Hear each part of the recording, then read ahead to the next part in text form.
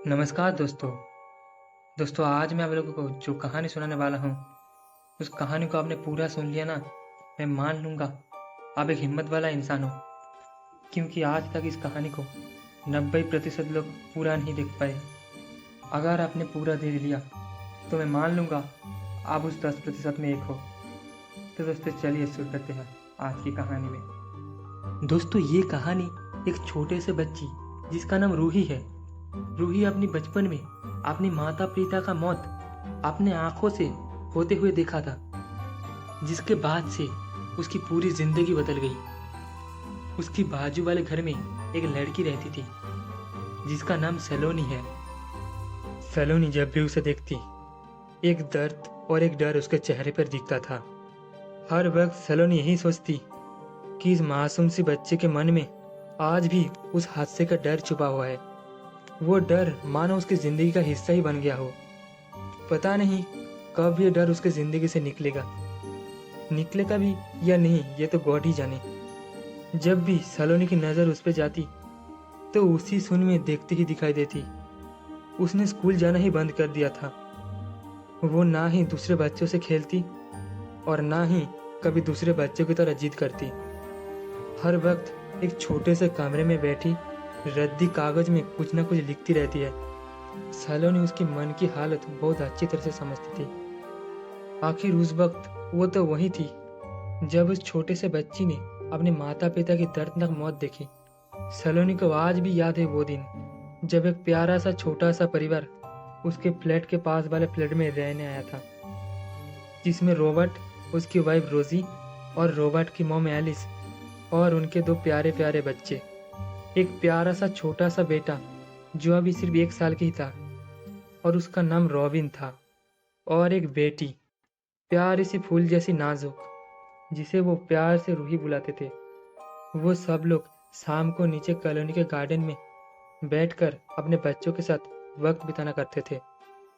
जब भी रॉबर्ट, रोजी और एलिस बिल्डिंग से नीचे अपने बच्चों के साथ आते तो सभी फ्लैट के लोग उन्हें देखते रह जाते और वो लोग उन लोगों पर ध्यान न देकर अपने बच्चों के साथ कुछ देर खेलते और फिर वापस अपने घर पर लौट जाते।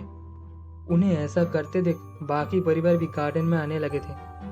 सब कुछ अच्छा चल रहा था। कुल मिलाकर सभी परिवार अपने बच्चों के साथ वक्त बिताना करते थे और एक दूसरे को जानने लगे थे। सलोनी भी अपने दोनों बच्चे क्रिस और क्रिस्टीना के साथ गार्डन में आने लगी थी। सलोनी के पति आर्मी में थे और वो शहीद हो गए थे। दोनों बच्चों की जिम्मेदारी सलोनी पर आ चुकी थी। सलोनी एक कॉन्वेंट स्कूल कांस्टर the King's Convent Ernakulam, Kerala में चाइल्ड साइकिलिस्ट थी। सलोनी को रोजी को जानने का मौका मिला था और धीरे धीरे वो दोनों अच्छे दोस्त बन गए थे। लेकिन कभी कभी सलोनी को लगता था कि रोजी और उसका पति रॉबर्ट उसके साथ और सोसाइटी के अन्य लोगों के साथ कुछ अजीब से व्यवहार करते थे। लेकिन सब कुछ सामान्य लगने लगा। रोजी और रॉबर्ट अपने बेटी रूही को किसी और बच्चों के साथ खेलने भी नहीं देते थे और ना ही किसी से बात करने देते थे, और उनकी बेटी रूही भी डरी सहमी से रहती थी। एक चाइल्ड साइकोलॉजिस्ट होने के नाते सलोनी ये बात बहुत अच्छे से जानती थी कि यदि घर का माहौल ठीक नहीं हो या फिर बच्चों के साथ कुछ नरमी से पेश ना आने के कारण बच्चे डरे सहमे से लगते थे। कभी कभी सलोनी को ये भी लगता था रॉबर्ट और रोजी रूही को रॉबिन के पास भी नहीं आने जाने देते थे। एक बार जब सलोनी अपने बच्चों के साथ गार्डन में खेलने लगे, तभी रूही एक खूबसूरत डॉल लेकर आई और सलोनी को दिखाने लगी। Saloni aunty, look it's my new doll. Mom dad ने मेरे लिए खरीदी थी, लेकिन वो लोग इसे यहाँ लाने नहीं देते थे। इस डॉल को मॉम ने घर के स्टोर रूम में एक बक्से में डाल दिया था। आज छुपके से मैंने निकाला और यहाँ पर ले आई। कैसी है ये डॉल? चहकते हुए रूही ने बोली। अरे वाह, ये तो बहुत ब्यूटीफुल है, एकदम तुम्हारे जैसी। कहते हुए सलोनी वो डॉल अपने हाथ में ली। जैसे ही सलोनी ने वो डॉल अपने हाथ में ली, उसे कुछ अजीब सा एहसास हुआ। उसने उस एहसास को इग्नोर कर दिया और रूही से बातें करने लगी। बीच बीच में डॉल को भी देखने लगी थी। तभी अचानक उसे लगा कि उस डॉल ने अपने पलकें झपकाई। सलोनी एकदम से सहम गई और उस डॉल को देखने लगी। लेकिन फिर से ऐसा नहीं हुआ। सलोनी अब भी उस डॉल को देखे जा रही थी। तभी रूही की आवाज ने उसका ध्यान भटक दिया। आंटी, क्या हुआ? आपको मेरी डॉल पसंद आई है क्या? आप उसे क्यों देख रहे हो? आपने डॉल को सलोनी के हाथों से लेते हुए, लगभग छीनते हुए रूही ने बोली। जैसे ही रूही ने अपने डॉल को सलोनी के हाथ से छीनी तो सलोनी उसे हैरानी से देखने लगी। उस वक्त रूही की आंखों में थोड़ा गुस्सा और होठों पर एक रहस्यमय मुस्कान देखी सलोनी ने। उसे इस तरह देख सलोनी को थोड़ा सहम से गए थे। सलोनी को कुछ गड़बड़ लगा। उसने खुद को संभालते हुए धीरे से रूही के सर से हिलाया और उसको पूछा, बेटा ये डॉल बहुत सुंदर है, मुझे भी क्रिस्टीना के लिए ऐसा ही डॉल लेनी है। उसका बर्थडे आने वाले है ना, इसलिए उसको गिफ्ट देना है। तो मुझे बताओ ये डॉल आप कहाँ से लाए थे? जब सलोनी ने उसका सिर सहलाया तो रूही एकदम नॉर्मल हो गई और चहकते हुए बोला, हम ना बहुत देर पहले दूसरे जगह पर रहते थे, तब एक म्यूजियम में गए थे, हिस्ट्री म्यूजियम। वहीं पर ये डॉल थी, मुझे ये अच्छी लगी थी इसीलिए मैंने ले ली। जब सलोनी ने ये बात सुनी तो वो सोच में पड़ गई। म्यूजियम में डॉल वहाँ से खरीदी? मन ही मन बड़बड़ाई सलोनी। वो रूही से कुछ पूछते उससे ही पहले वो वहाँ से चली गई और सलोनी उसके जाते हुए देखती रही। तभी अचानक ही रूही ने जाते जाते ही अपना गर्दन पीछे किया, उसकी ओर देखकर फिर से रहस्यमय ढंग से मुस्कुराई और अपने डॉल को अपने कंधे पर मैरी की ओर मुंह करके पटक लिया, जैसे किसी बच्चे का गोद में उठाई हो। अचानक सलोनी को देखते देखते उस डॉल की आंखें चमकने लगी और मुस्कुराने लगी। सलोनी एकदम से चौंक गई थी और डर के मारे अपने घर चली गई। दूसरे ही दिन सलोनी ने उस हिस्ट्री म्यूजियम में पहुंचे जिसकी बात रूही कर रही थी। वहां जाकर उसे पता चला कि वहां पर एक स्थापित डॉल जो आम जनता के लिए डेंजर थी और जिस पर बहुत सी आत्माओं का साया था, गायब हो गई थी। जैसे ही सलोनी को ये पता लगा, अचानक ही उसकी आंखों के सामने रूही की वो डॉल घूमने लगी। सलोनी समझ गई थी कि रूही के पास वही डॉल है जो यहाँ पर थी। उसने वहाँ म्यूजियम वालों से कुछ पूछताछ की तो उन्होंने जो बताया उससे सलोनी बहुत शॉक्ड हो गई थी। उन्होंने बताया, आज से लगभग 2 महीने पहले हमेशा की तरह बहुत से लोग यहाँ आए हुए थे, बच्चे बूढ़े सब लोग यहाँ की कलाकृतियाँ और पुरानी चीज़ों को देख रही थी। यहाँ पर एक बहुत ही खूबसूरत डॉल थी जिससे म्यूजियम की बहुत ही पवित्र स्थान जहाँ क्राइस्ट की प्रतिमा थी उसी के पास एक कांच के डिब्बे में रखा गया था, क्योंकि यहाँ के प्रीस्ट ने बताया कि वो डॉल बहुत श्रापित थी और बहुत डेंजर हो सकती है। इस डॉल से लोगों को बचाने के लिए तंत्रों से बांधकर उस डिब्बे में रखा गया, क्योंकि लगभग 10 साल पहले ये डॉल एक इला नाम की लड़की के पास थी। वो लड़की इस डॉल को अपनी जान से भी ज़्यादा प्यार करती थी, लेकिन किसी ने उस लड़की और उसकी माँ की बहुत बेरहमी से हत्या कर दी थी और उनकी लाशों को टुकड़े टुकड़े करके अपने ही परिवार के साथ मिलकर पकाकर खा गए, ताकि किसी को भी पता ना चले कि उनकी हत्या किसने की। उन दोनों की आत्मा ही इस डॉल में आ गई। अब ये डॉल जब तक उन लोगों से बदला ना ले ले तब तक ये शांत नहीं रहेंगे। उनकी मौत के बाद उस लड़की के पिता खुद ही इस डॉल को लेकर आया और यहाँ पर इसे कैद करवा दिया। इला का पिता तो यहाँ से चला गया, लेकिन जब हम इस डॉल को कैद कर रहे थे तब उस डॉल ने बताया कि इन दोनों की हत्या इला के पिता और उसकी दूसरी बीवी ने ही की थी, और साथ ही ये कहने लगी कि जब इनसे बदला लेने का समय आएगा तब ये खुद ब खुद यहाँ से आज़ाद हो जाएंगे। शायद वो समय आ गया जब वो डॉल खुद ही यहाँ से आज़ाद हो गई और इस डॉल की आज़ादी का कारण बनी रूही और उसकी फैमिली। उस दिन रूही अपने पेरेंट्स और भाई के साथ यहाँ आई थी।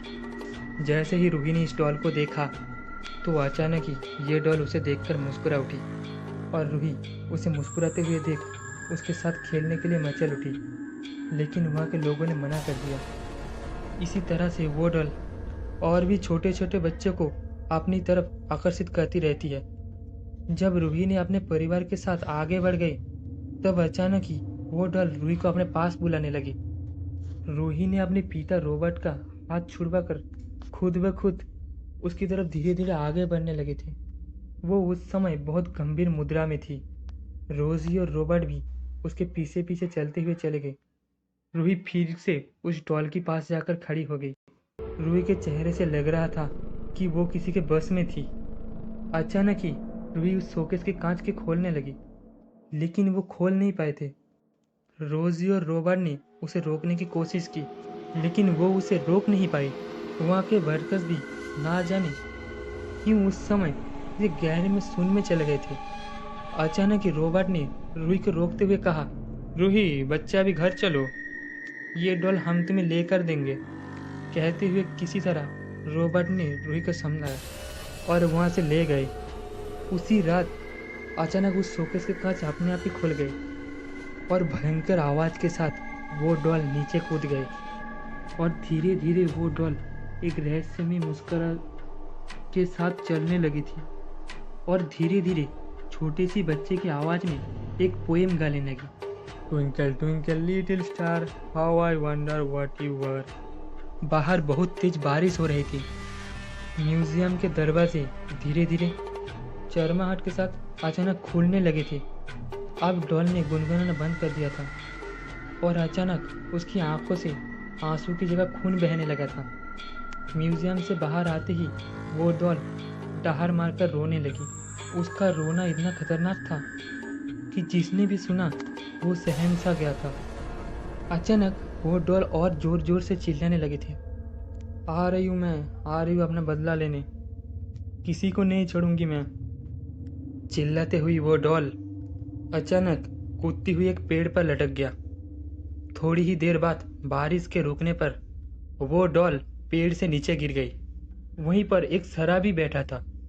उसने उस डॉल को उठाया और हवस भरी नज़रों से देखने लगा।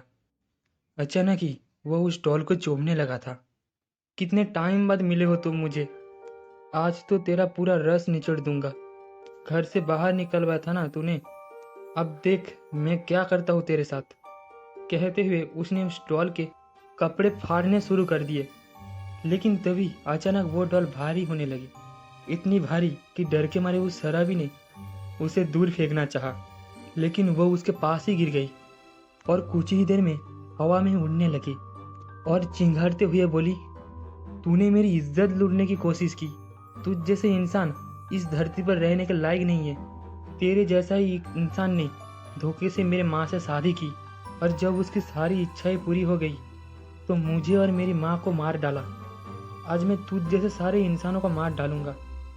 कहते हुए वो डॉल उस शराबी के पास आई और उसे एक पल में ही हवा में उछल दिया और हवा में ही उस शराबी के 2 टुकड़े कर दिए।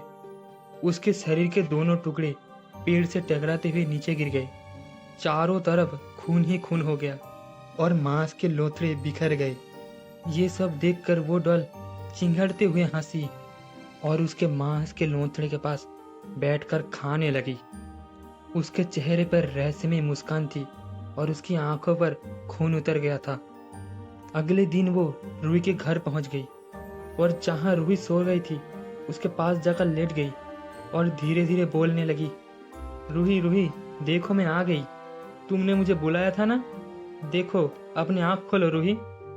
अपना नाम सुनकर रूही ने अपना आँख खोली। जैसे ही रूही ने देखा कि वो डॉल उसके पास है वो बहुत खुश हो गई और उसको अपने हाथों में लेकर उससे कहने लगी और फिर उससे बात करने लगी, रूही किसी को मत बताना कि मैं तुम्हारे पास हूँ। वो डॉल धीरे से बड़े प्यार से बोली, नहीं मैं किसी को नहीं बताऊंगा, बस तुम मेरे पास ही रहना। कहते हुए रूही ने अपने डॉल को गले से लगा लिया।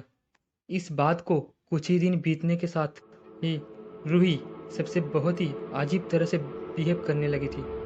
रोजी और रॉबर्ट भी समझ नहीं पा रहे थे कि रूही के साथ ये क्या हो रहा है। जो रूही हमेशा ही शांत रहती थी, उसके स्कूल से कुछ दिनों से क्लासमेट आने लगी थी कि रूही लड़कियों के साथ मारपीट करती है तो कभी स्कूल की छत के दीवार पर चलने लगती है। ये सुनकर वो दोनों बहुत ही ज़्यादा परेशान हो गए थे। ऐसे ही एक सर्दी के दिन जब उसका 6 महीने का भाई धूप में खेल रहा था तो रूही ने उसे उसके झूले सहित नीचे गिरा दिया और अपने डॉल को सुला दिया। और वहीं उसके पास बैठकर अजीब अजीब से आवाज़ें निकल रही और अजीब सी हरकतें करने लगी। उन्हें लगने लगा था कि हो ना हो ये कोई आत्मा का साया है जिससे रूही ऐसी हरकतें कर रही है। उसकी हरकतें बढ़ते ही जा रही थी, लेकिन किसी को भी उस डेंजर डॉल के बारे में पता ही नहीं चला। एक दिन आधी रात को अचानक ही रूही नींद से जागी और छत पर चली गई। उस वक्त उसके साथ वो डॉल भी थी। दोनों बहुत देर तक छत पर बैठी रही और अचानक ही हूँ हूँ की आवाज़ में चिल्लाने लगी। आवाज़ें सुनकर रोजी की नींद खुल गई तो उसने अंदाजा लगाया कि आवाज़ छत से आ रही है। रोजी बहुत डर गई। उसने रोबोट को जगाया और दोनों छत की तरफ निकल गई। जैसे ही वो दोनों छत पर आई, उनकी आंखों फटी की फटी रह गई और दोनों ही अपने मुंह पर हाथ लगाकर खड़ी रह गई। उन्होंने देखा कि रूही छत के दीवार पर दूसरी तरफ पांव के बैठी थी और उसके बाल खुले हुए थे और उसके पास ही एक उल्लू मरा पड़ा हुआ था और बहुत दूर तक उसके पंख और खून ही खून बिखरा पड़ा हुआ था और रूही के हाथ में कुछ मांस के टुकड़े भी थे जिन्हें वो बुरी तरह से खा रही थी। उसे देखकर दोनों ही उल्टियां करते हुए नीचे भागे और डर के मारे छत के दरवाज़ा बंद कर दिया। रोबर्ट ने बोला, ये क्या था? उसे क्या हो गया? वो वहाँ क्या कर रही थी? रोबर्ट, मुझे बहुत डर लग रही है। मैंने कहा था ना तुमसे इस लड़की को वहीं छोड़ देते हैं, लेकिन तुमने मेरी एक नहीं सुनी। सुन लो रॉबर्ट, इस लड़की के कारण यदि मेरे बेटे को कुछ हो गया ना तो इस लड़की भी जिंदा नहीं रहेंगी। डरते हुए गुस्से भरी आंखों से रॉबर्ट को देखते हुए रोजी ने बोला, तुम रूही, वो कुछ नहीं करेगी। वो मेरी बेटी है। तुम्हारे कहने से ही मैंने जूली को मार डाला और ईला ने हमें देख लिया था, इसलिए उसे भी मारना पड़ा। लेकिन रूही रूही तो मेरी अपनी बेटी है, उसे कैसे मार दूँ? तुम भी सुन लो, तुम रूही को कुछ नहीं करेगी। कल ही मैं प्रीस्ट को लेकर आऊँगा, देखते हैं वो प्रीस्ट क्या करते हैं। रॉबर्ट ने रोजी को समझाते हुए कहा। दोनों बात ही कर रहे थे तभी एक धमाका हुआ और वो डॉल उन दोनों के सामने आ गई और बड़बड़ाते हुए बोली, वो प्रीस्ट कुछ नहीं बिगाड़ पाएगी मेरा। तुम्हारी बेटी रूही मेरे कब्जे में है। मैं तुम लोगों को ऐसी सज़ा दूंगी कि तुम याद रखोगी। कहते हुए वो डॉल उन दोनों की चारों तरफ घूमने लगी और दोनों ही डर के मारे बेहोश हो गई। दूसरे दिन जब होश आया तो सब कुछ शांत था। रूही भी अपने रूम में सो रही थी और छत पर भी कुछ नहीं था। ऐसा लग रहा था जैसे रात को कुछ हुआ ही नहीं हो। रॉबर्ट और रोजी शांत थे, ये सोचकर कि उन्होंने कुछ सपना देखा। लेकिन रॉबर्ट फिर भी चार्ज से एक पीस्ट को लेकर आया। उसने घर पे घुसते ही बता दिया, यहाँ पर एक आत्मा का साया है जो आपके घर को तबाह करने आया है और वो एक डॉल के रूप में है। डॉल का नाम सुनते ही उनकी आंखों के सामने वो दिन घूम गया जब रॉबर्ट और रोजी ने मिलकर जूली और उसकी बेटी इला को बहुत बेरहमी से मारा था। इला, जो कि जूली के पहले बेटे की बेटी थी, उसने रॉबर्ट और रोजी को जूली को मारते हुए देख लिया था और डर के मारे सामने आ गई थी। तो उन दोनों ने उसे भी मार डाला और किसी को कुछ पता ना चले इसलिए उन लोगों ने उसे टुकड़े टुकड़े करके खा लिया। वो दोनों तो मर गई, लेकिन इला की आत्मा उस डॉल में घुस गई थी। वो कुछ करती उससे पहले ही रॉबर्ट ने उसे एक हिस्ट्री म्यूजियम में ले गया और वहाँ मंत्रों से उसे बांध कर कांच के शोकेस में बंद कर दिया। दोनों ही सोच में डूबे हुए थे तभी प्रीस्ट की आवाज़ से उनकी तंद्रा टूटी। प्रीस्ट के करे अनुसार उन्होंने उस डॉल को एक बक्से में बंद कर तंत्र मंत्र से बांध दिया और ये जगह छोड़कर दूसरी जगह पर शिफ्ट हो गई। लेकिन उन्होंने एक गलती कर दी। वो ये थी कि जिस बक्से में उन्होंने उस डॉल को डाल के कैद किया था वो भी अपने साथ ही नई जगह पर ले आए। नई जगह आने के बाद वो सब नॉर्मल लाइफ जीने लगे। लेकिन आज रूही ने वो डॉल फिर से निकाली थी। अचानक एक दिन जब सलोनी कुछ सामान खरीद कर वापस जब अपने फ्लैट पर जा रही थी तो लिफ्ट के सामने उसके सामने वो डॉल आ गई थी।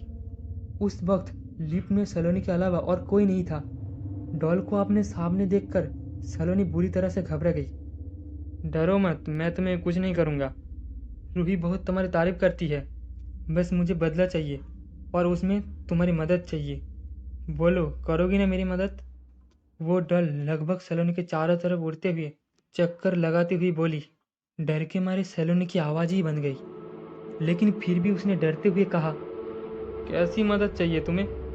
बस इतनी सी कि तुम रॉबर्ट और रोजी को वही उनके उस पुराने घर पर लेकर आओगे, और फिर तुम्हें कुछ नहीं करना। कहते हुए उस डॉल ने अपनी सारी कहानी उसे कह डाली। इसका मतलब तुम रूही को कुछ नहीं करोगे?